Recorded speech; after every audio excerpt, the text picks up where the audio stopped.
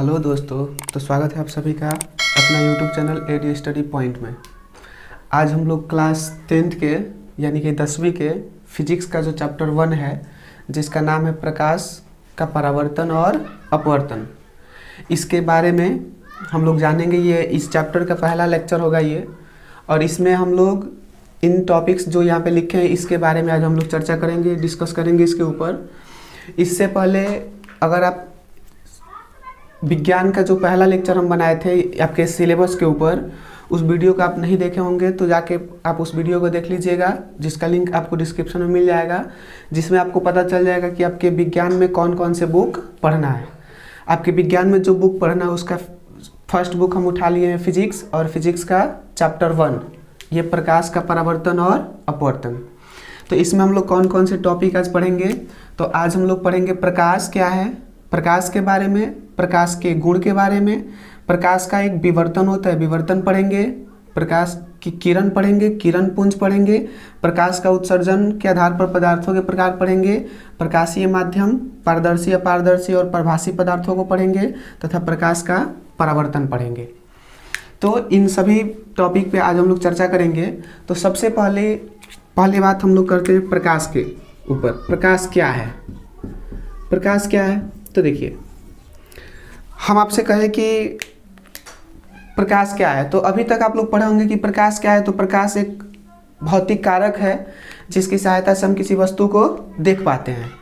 प्रकाश एक भौतिक कारक है जिसकी सहायता से हम किसी वस्तु को देख पाते हैं, या फिर प्रकाश वह माध्यम है जिसके सहायता से हम किसी वस्तु को देखते हैं या किसी वस्तु को देखने की अनुभूति प्राप्त होती है।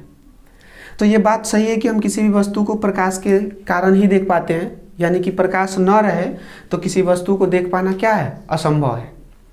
प्रकाश, अच्छा किसी वस्तु को देखना है तो क्या क्या होना चाहिए। तो सबसे तो पहली बात कि किसी वस्तु को देखने के लिए आपके पास आँख होनी चाहिए।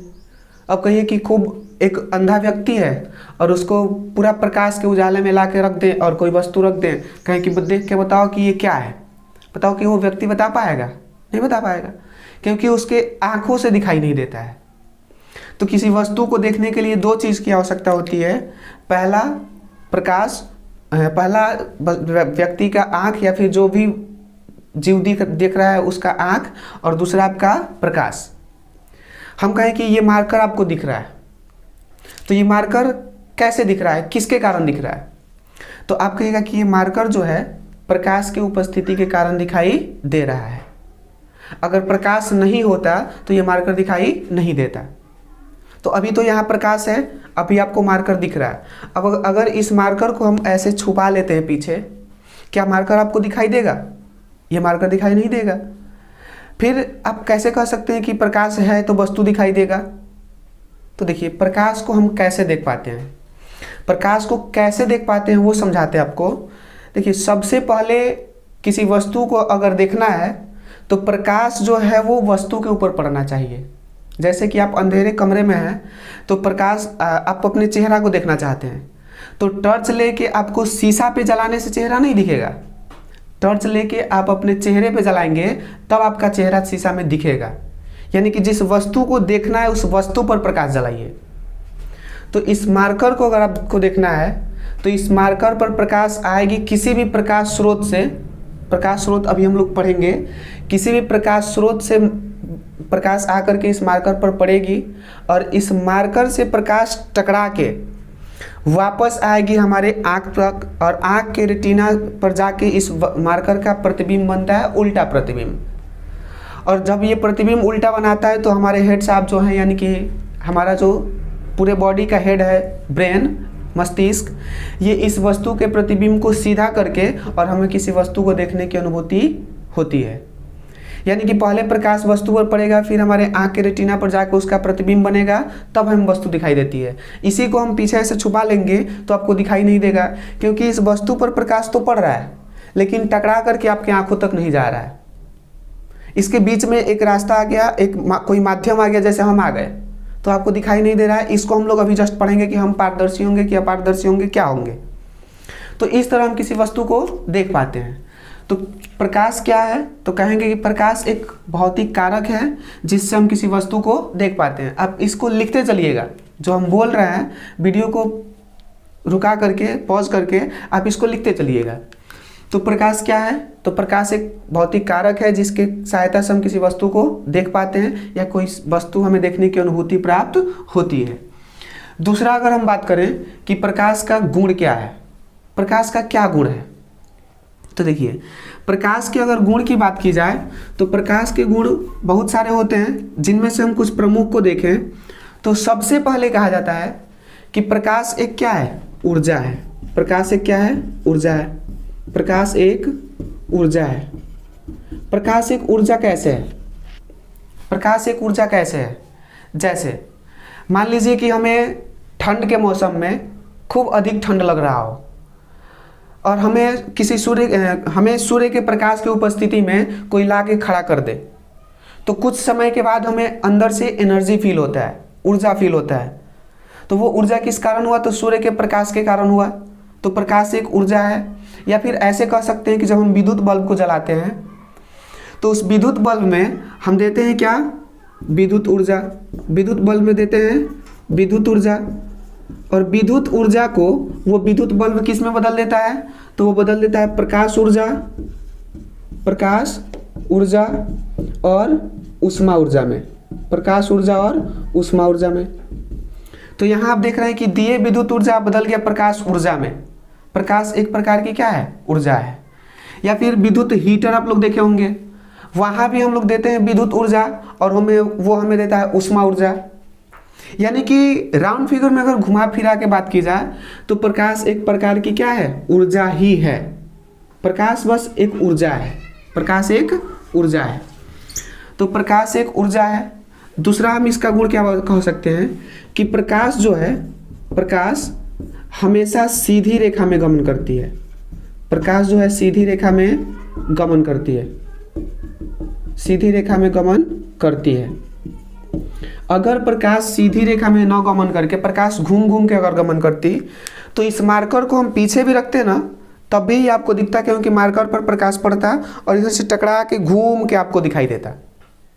लेकिन जब प्रकाश जाएगा तो सीधा जाएगा और सीधा आने के लिए रास्ते में हम आ गए तो ये मार्कर आपको नहीं दिखेगा। अगर प्रकाश घूम के दिखता तो किसी के दरवाजा खुला होता तो उसके कमरे की चीज़ को हम इधर से देख लेते, प्रकाश उधर से घूम के आके हमारे रूम में घुस जाता। तो प्रकाश हमेशा सीधी रेखा में गमन करती है। तीसरा हम लोग क्या देखेंगे कि देखिए प्रकाश सीधी रेखा में गमन करती है, यहाँ तक ठीक है, लेकिन आज के वैज्ञानिक इसको भी सिद्ध कर चुके हैं कि प्रकाश थोड़ा सा घूम करके चलती भी है, और घूम करके कैसे? तो तरंग जैसा चलती है। तो प्रकाश को हम कह सकते हैं कि प्रकाश एक विद्युत चुंबकीय तरंग है। प्रकाश एक विद्युत चुंबकीय तरंग है। ये विद्युत चुंबकीय तरंग कैसे है? तो प्रकाश विद्युत चुंबकीय तरंग कैसे है? तरंग में आप दो प्रकार के तरंग पढ़े होंगे, अनुप्रस्थ और अनुदैर्ध्य। अनुप्रस्थ और अनुदैर्ध्य तरंग पढ़े होंगे। तो अनुदैर्ध्य तरंग जो होता है वो ऐसे ऐसे घूम घूम के चलता है, जबकि हम जानते हैं कि प्रकाश जो है वो एकदम सीधा चलता है। तो सीधा चलता है यानी कि प्रकाश कौन सा तरंग होगा? तो प्रकाश एक अनुप्रस्थ तरंग होगा।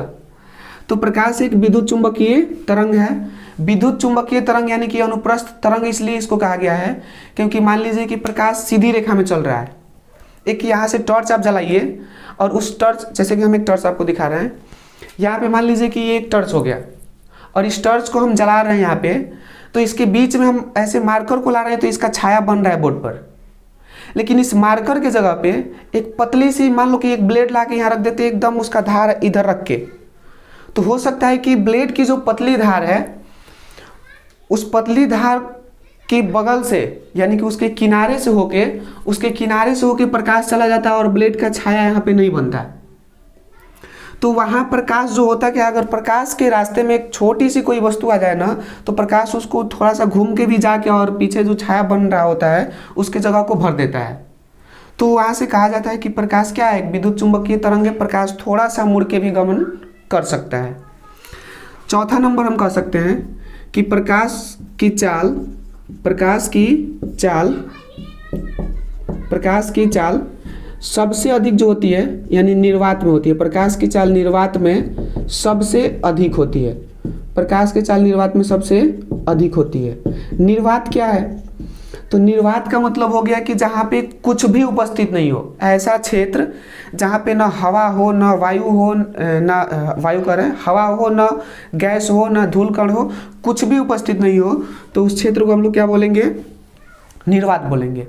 जैसे कि एक शीशे का कोई बंद बोतल ले लीजिए और उसमें से किसी यंत्र द्वारा या फिर कोई उपाय लगा के उसके अंदर की सारी हवाओं को खींच के बाहर कर दीजिए, तो उसके अंदर जो खाली स्थान एकदम बच जाएगा, उसको हम कह सकते हैं कि निर्वात है। तो सबसे अधिक जो चाल होती है प्रकाश की वो निर्वात में होती है। निर्वात में सबसे अधिक होती है। कितना होती है? तो कहेंगे कि प्रकाश की चाल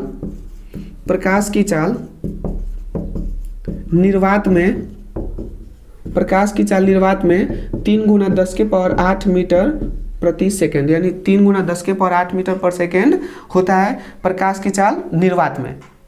ये सबसे 3 × 10⁸ को अगर आप किलोमीटर में बदलेंगे तो ये हो जाएगा 3 लाख किलोमीटर प्रति सेकेंड। इतना तेज गमन करती है प्रकाश निर्वात में।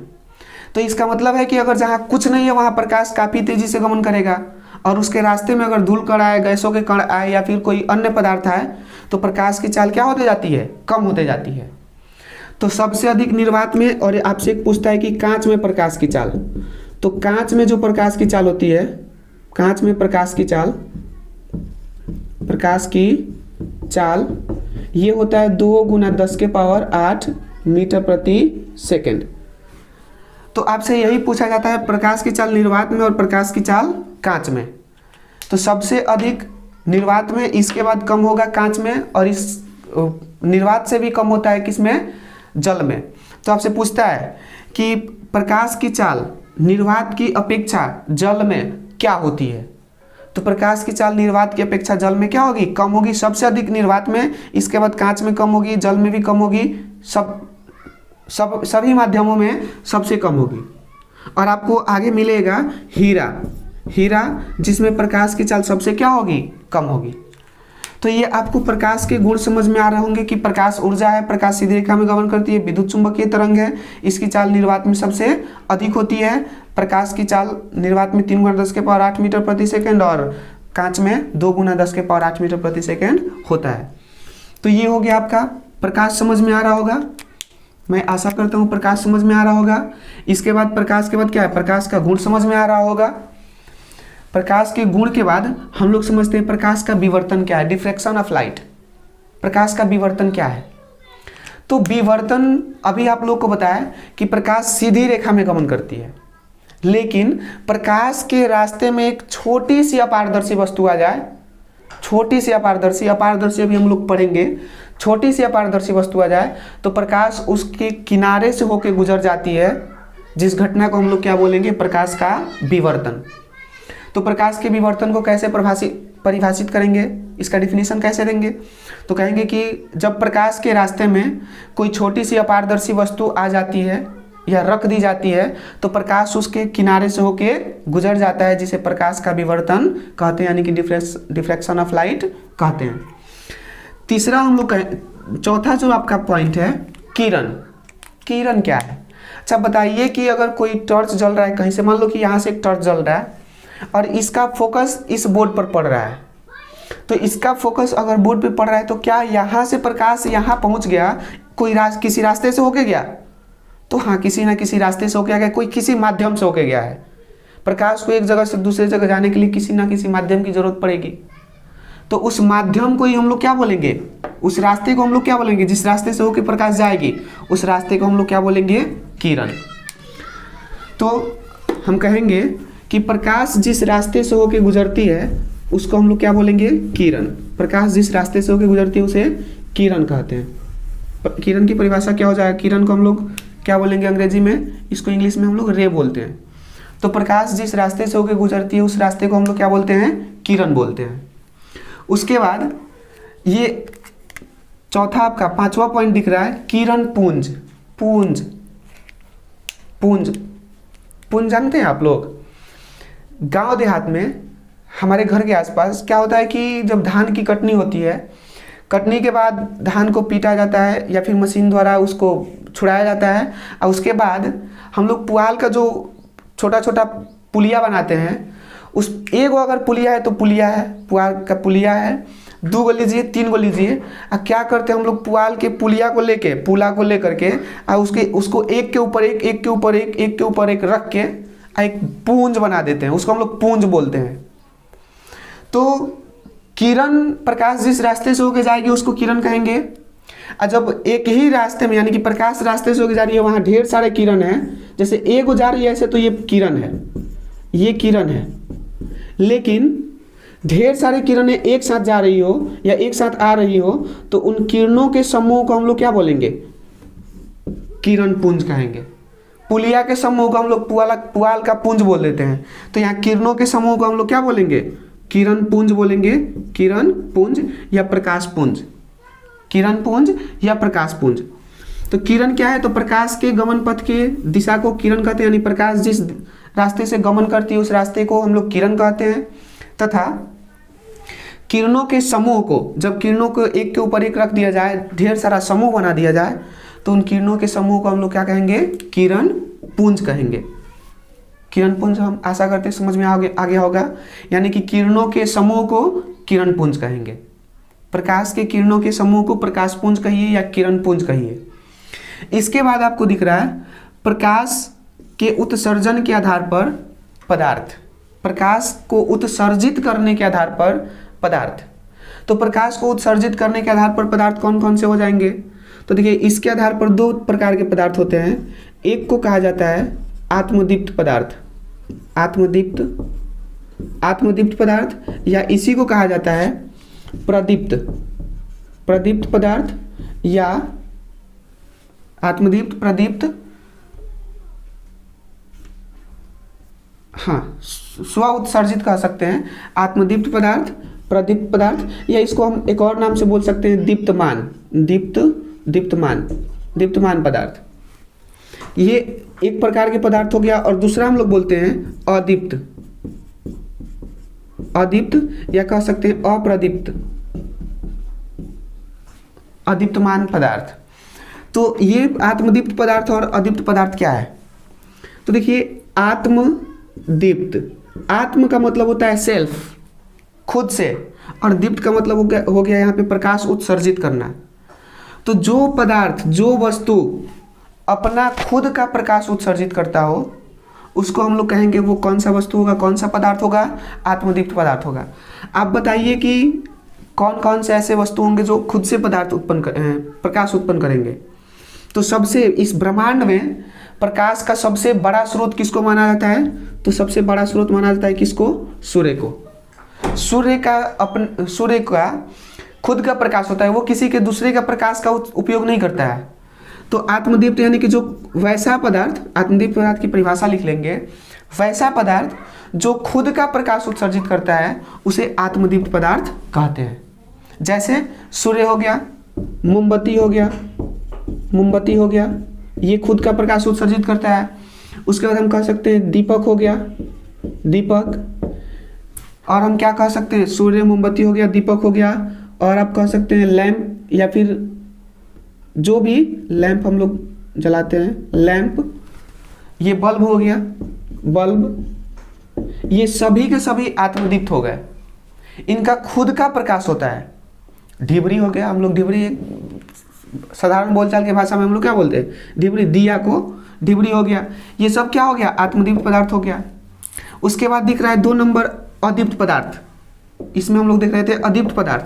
अदीप्त पदार्थ का मतलब होता है कि वैसा पदार्थ जो खुद का प्रकाश उत्सर्जित नहीं करता हो, यानी कि उसका खुद का नहीं होता है, दूसरे का लेकर ढिंढोरा पीटता है कि ये मेरा प्रकाश है, मेरा प्रकाश है, लेकिन वो खुद का प्रकाश नहीं होता है। तो उस पदार्थ को, यानी कि जिसका खुद का प्रकाश नहीं हो, उस पदार्थ को हम लोग कहते हैं अदीप्त पदार्थ। तो इसका परिभाषा हम लोग कैसे लिखेंगे, तो वैसा पदार्थ जो स्वयं प्रकाश उत्सर्जित नहीं करता है, यानी कि जो खुद का प्रकाश उत्सर्जित नहीं करता है, उसको हम लोग कौन सा पदार्थ बोलेंगे, अदीप्त पदार्थ। उसको हम लोग कौन सा बोलेंगे, अदीप्त पदार्थ, अप्रदीप्त पदार्थ या अदीप्त पदार्थ। जैसे टेबल हो गया, ये कुर्सी हो गया, ये प्रकाश उत्सर्जित नहीं करता है। मार्कर हो गया, ये मार्कर आप ले लीजिए, मार्कर। इसमें अदीप्त में सबसे पहले आप लोग पढ़िएगा किसको, चंद्रमा को। चंद्रमा का ध्यान रखिएगा। चंद्रमा जो है वो एक अदीप्त पदार्थ है। चंद्रमा अदीप्त पदार्थ है क्योंकि आप कहिएगा कि चंद्रमा तो प्रकाश उत्सर्जित करता है। तो चंद्रमा प्रकाश उत्सर्जित करता है यानी कि वो खुद का प्रकाश नहीं होता है। चंद्रमा जो प्रकाश हमको भेजता है पृथ्वी पर, वो सूर्य का प्रकाश लेके और उसको परावर्तित करके पृथ्वी पर भेजता है। तो कहा जाता है कि चंद्रमा का खुद का प्रकाश नहीं होता है, ये कहीं से उधार लेके अब भेज देता है। तो कहीं से उधारी लिया, लेके भेज दिया कि लीजिए उजाले में रहिए, रात के समय में भी उजाला हमको दे देता है। तो चंद्रमा अदीप्त पदार्थ है क्योंकि इसके पास खुद का प्रकाश नहीं होता है। तो ये आपको समझ में आ रहा होगा, प्रकाश के उत्सर्जन के आधार पर पदार्थों के प्रकार। आशा करता हूँ समझ में आ गया होगा। आत्मदीप्त जो स्वयं प्रकाश उत्सर्जित करे, अदीप्त जिसका खुद का प्रकाश न हो। तो चलिए इसके बाद वाला जो पॉइंट है, देखिए यहाँ पे प्रकाशीय माध्यम क्या है। प्रकाशीय माध्यम, तो देखिए प्रकाश जिस माध्यम से होके आता है, जैसे प्रकाशीय माध्यम से पहले आपको हम समझा देते हैं प्रकाश का स्रोत क्या है। प्रकाश स्रोत क्या है? प्रकाश स्रोत क्या है? तो प्रकाश स्रोत का मतलब होगा कि प्रकाश जिस भी वस्तु से उत्सर्जित होता हो, यानी कि जिस वस्तु से निकलता हो, जो प्रकाश को निकाल के देता हो, उसको हम लोग क्या कहेंगे? प्रकाश स्रोत कहेंगे। उसको हम लोग क्या कहेंगे? प्रकाश स्रोत कहेंगे। जहाँ से प्रकाश निकलता है उसको हम लोग क्या कहेंगे? प्रकाश स्रोत कहेंगे। देखिए एक चीज़ हम छोड़ दिए, किरण पुंज जब पढ़ा रहे थे, इसको हम प्रकाश स्रोत को बाद में पढ़ाते हैं। अभी देखिए याद आ रहा है, किरण पुंज को हम बताते हैं। किरण पुंज में आपको बताया कि ऐसे एक प्रकाश की किरण जा रही हो तो इसको हम लोग बोलते हैं किरण। इसको हम लोग क्या बोलेंगे? किरण। और जब ढेर सारे किरण एक साथ होंगे तो उसको कहा जाता है किरण पुंज। तो किरण पुंज के प्रकार होते हैं। किरण पुंज यानी कि प्रकाश पुंज जो बोलिए या किरण पुंज बोलिए, प्रकाश पुंज के प्रकार होते हैं। प्रकाश पुंज के प्रकार, प्रकाश पुंज जो होते हैं ये 3 प्रकार के होते हैं। प्रकाश पुंज 3 प्रकार के, एक समांतर प्रकाश पुंज, एक अभिसारी प्रकाश पुंज और एक तीसरा होता है अपसारी प्रकाश पुंज। समांतर प्रकाश पुंज, अभिसारी प्रकाश पुंज, अपसारी प्रकाश पुंज। समांतर प्रकाश पुंज क्या होता है? तो कहेंगे कि वैसा प्रकाश पुंज जिसकी सभी किरणें एक दूसरे की क्या हो? समांतर हो। वैसा प्रकाश पुंज जिसकी सभी किरणें एक दूसरे के समांतर हो। जैसे कि ये प्रकाश की एक किरण हो गया, इसी के समांतर एक और किरण, इसी के समांतर एक और किरण, इसी के समांतर एक और किरण। तो इस किरणों के समूह को प्रकाश पुंज तो कहेंगे, लेकिन कौन सा प्रकाश पुंज? समांतर प्रकाश पुंज, क्योंकि ये सब एक दूसरे के क्या है? समांतर है। दूसरा जो होता है अभिसारी प्रकाश पुंज और अपसारी प्रकाश पुंज। ये दोनों को देखिए, अभिसारी का मतलब समझिएगा। अभिसारी का मतलब कि देखिए कहीं से आए, किधरों से आए, आके एक के जगह मिल जाए। जैसे कि हम लोग स्कूल जाते थे तो एक हम लोग क्लास के जितने भी दोस्त होते थे, कोई दूसरे गांव के, कोई दूसरा गांव के, कोई दूसरा गांव के, लेकिन सब लोग जब स्कूल का समय होता था तो दूसरे गांव से आकर के हम लोग एक जगह इकट्ठा हो जाते थे स्कूल पर या क्लासरूम में। तो कहीं से भी आइए और एक जगह इकट्ठा हो जाइए तो उसको हम लोग क्या बोलेंगे? अभिसारी। यानी कि किरण इधर से आया, किरण इधर से भी आया, किरण इधर से आया, इधर से आया, और सब आके एक ही जगह क्या हो गया? इकट्ठा हो गया। तो एक जगह इकट्ठा हो जाए तो ये क्या होगा? अभिसारी प्रकाश पुंज। यानी कि एक जगह मिल जाना अभिसारी है। तो इसका उल्टा होता है अपसारी। अपसारी का अर्थ क्या हुआ? मान लीजिए कभी स्कूल का छुट्टी हुआ, तो स्कूल का छुट्टी हुआ तो एक बार हम लोग क्लासरूम से सब निकलते थे और अपने अपने गांव में फैल जाते थे, यानी कि अपने अपने घर चले जाते थे। तो एक ही बिंदु से निकल के अलग अलग दिशाओं में क्या हो जाए? फैल जाए, अलग अलग दिशाओं में चली जाए। तो इस किरण पुंज को, इस प्रकाश पुंज को हम कहेंगे अपसारी और इसको हम लोग कहेंगे अभिसारी। यानी कि एक ही जगह मिलना अभिसारी प्रकाश पुंज, एक बिंदु से निकल के अलग अलग दिशाओं में छितरा जाना, फैल जाना, वो क्या होगा? अपसारी प्रकाश पुंज। तो ऐसे कहेंगे कि वैसा प्रकाश पुंज जो अलग अलग दिशाओं से, वैसा प्रकाश पुंज जिसमें प्रकाश की किरणें अलग अलग दिशाओं से आके एक ही बिंदु पर मिलती है, उसे अभिसारी प्रकाश पुंज कहेंगे। और वैसा प्रकाश पुंज जिसमें एक बिंदु से प्रकाश की किरणें निकल के अलग अलग दिशाओं में फैल जाती है उसे अपसारी प्रकाशपुंज कहते हैं। इसके बाद प्रकाशपुंज के बाद देखिए क्या था, ये प्रकाश के आधार उत्सर्जन के आधार पर पदार्थ बता दिए थे। उसके बाद आपका क्या है, प्रकाश का स्रोत बता रहे थे। हाँ, प्रकाशीय माध्यम के लिए तो आपको प्रकाश का स्रोत बता रहे थे, प्रकाश स्रोत। तो प्रकाश जिस वस्तु से निकलता है उस वस्तु को, यानी कि जहाँ से प्रकाश जहाँ से भी निकले वो प्रकाश का स्रोत हो गया। जैसे कि पृथ्वी पर हमको दिन में उजाला कर देता है पृथ्वी को, कौन, तो सूर्य। तो प्रकाश कहाँ से आता है, तो सूर्य से। तो दिन के उजाला का स्रोत कौन है, सूर्य। हमारे रूम में जो अंधेरा होता है वहाँ पे प्रकाश लाने के लिए हम लोग एक बल्ब जला देते हैं। तो रूम में जो प्रकाश का स्रोत है वो कौन है, बल्ब है। तो प्रकाश स्रोत समझ में आ रहा होगा। उसके बाद था यहाँ पे प्रकाशीय माध्यम, प्रकाशीय माध्यम, प्रकाशीय माध्यम। प्रकाशीय माध्यम क्या है, तो प्रकाशीय माध्यम देखिए, प्रकाश यहाँ से आप जला रहे हैं, अगर ये जिस रास्ते से होके कहीं तक पहुँच रहा है, जिस माध्यम से होके, ये माध्यम का मतलब एक रास्ता हो गया, जिस रास्ते से होके ये जा रहा है उस रास्ते को हम लोग क्या बोलेंगे, प्रकाशीय माध्यम। यानी कि प्रकाश जिस माध्यम से होके हमारी आंखों तक पहुँचती है या किसी वस्तु तक पहुँचती है, किसी स्रोत से निकलकर हमारे आंखों तक पहुँचती है या किसी वस्तु तक पहुँचती है, तो उस माध्यम को, जिस माध्यम से पहुँचेगी उस माध्यम को हम लोग क्या कहेंगे, प्रकाशीय माध्यम। प्रकाशीय माध्यम दो प्रकार के होते हैं। पहला जो होता है वो समांगी होता है, समांगी प्रकाशीय माध्यम।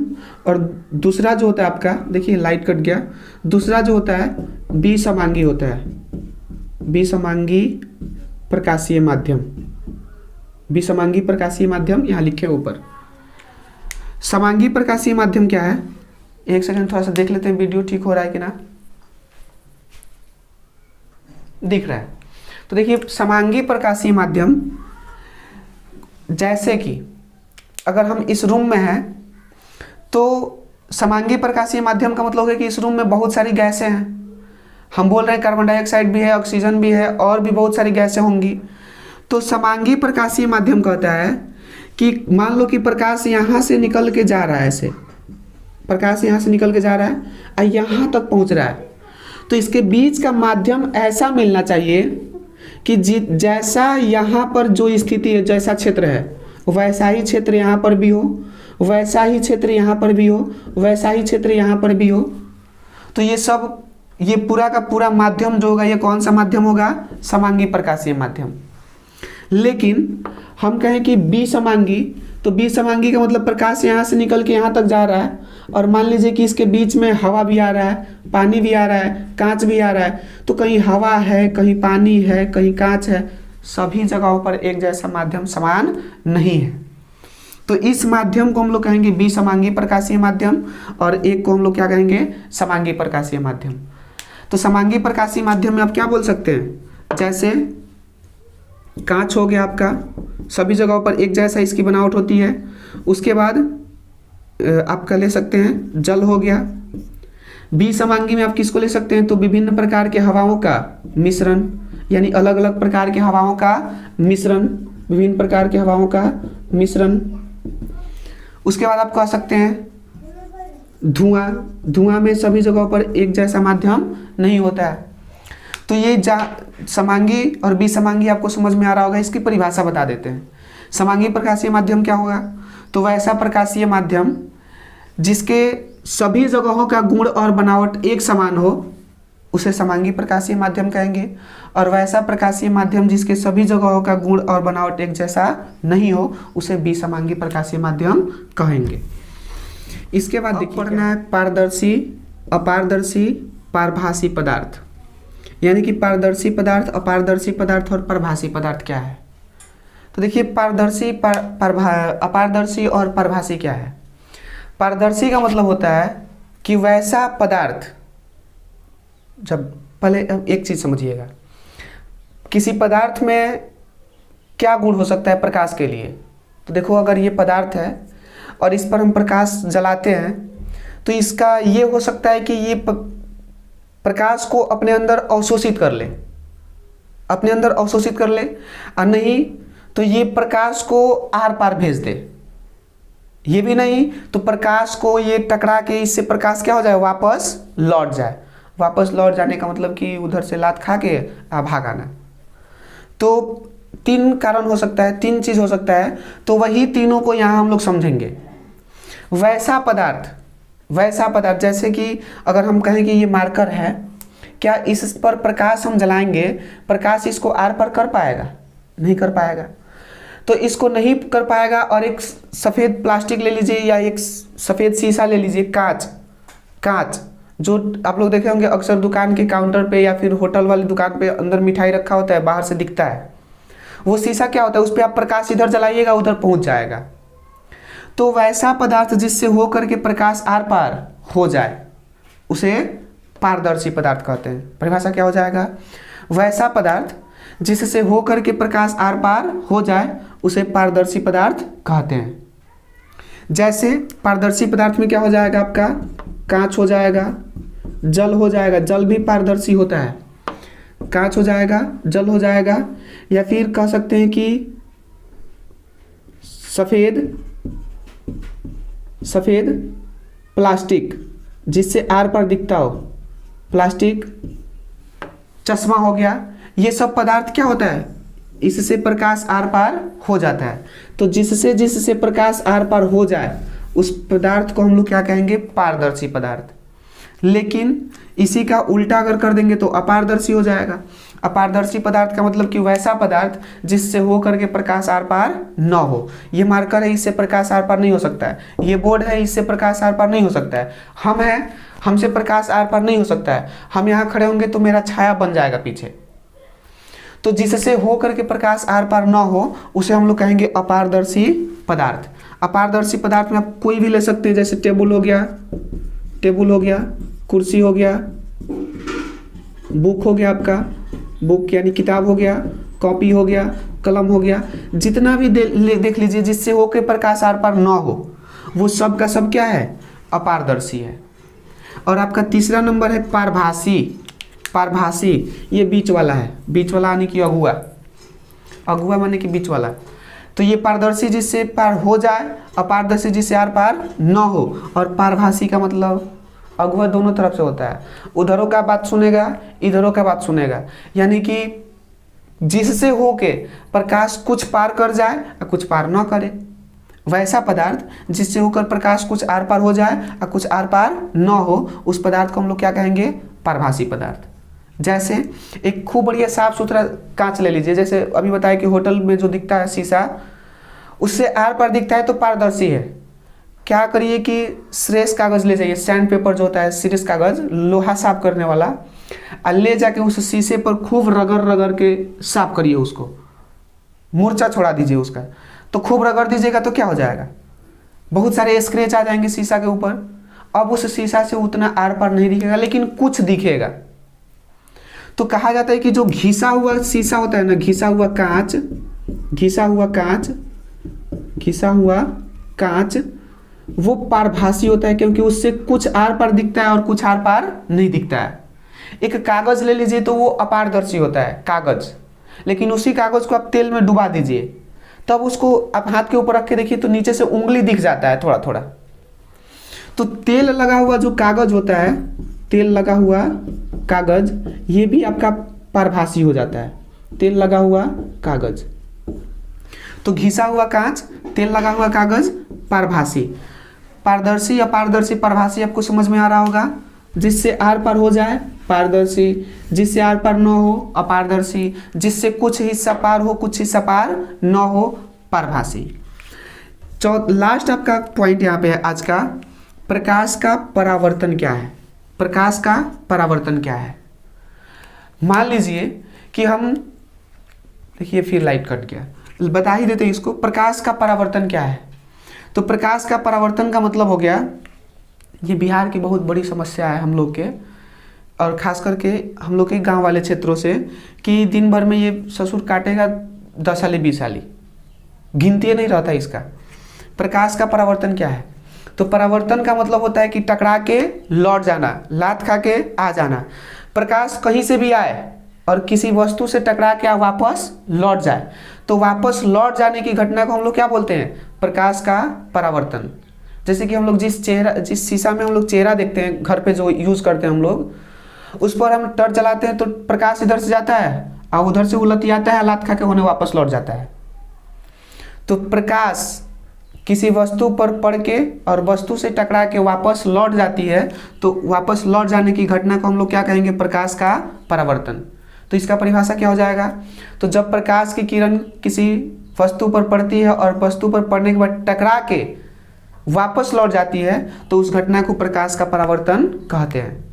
बाकी का जो परावर्तन के नियम और किस नियम से परावर्तित होता है प्रकाश के परावर्तन का नियम, ये सभी हम लोग नेक्स्ट वीडियो में देखेंगे। तो वीडियो यहाँ तक आपको पूरा देखने के लिए धन्यवाद। आशा करता हूँ कि पूरा ये जितने भी पॉइंट आज हम पढ़ाए हैं ये सब आपको समझ में आया होगा।